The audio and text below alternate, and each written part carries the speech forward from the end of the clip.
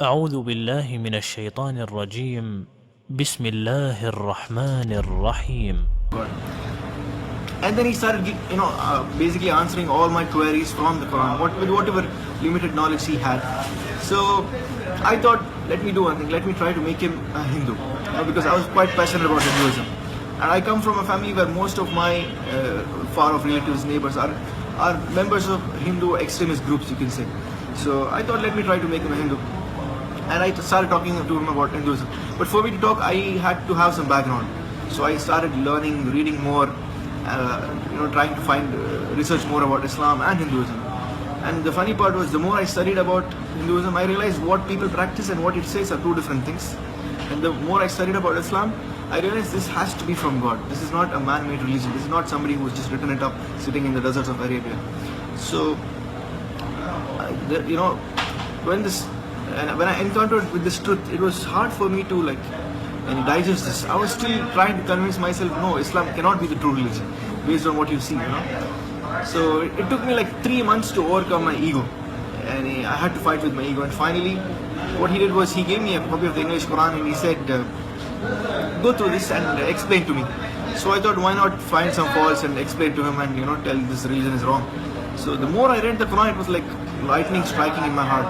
Every single sentence I knew this was not from man, this has to be from God. So after 3 months I told him I want to become a Muslim. So for the non-Muslim audience, I want to explain what it means by becoming a Muslim. It's not just jumping religions or a certificate or a change of your look. No. When you say when I say I become a Muslim, what it means is I decided that henceforth I will not worship anything that is created. Rather, I will worship the one who created, sustained and protected it all. The one who is the true God.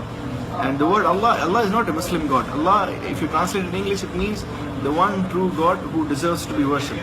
So when I became Muslim, this is what I decided to believe, that everything that is created doesn't deserve the worship, but the one who created it deserves worship.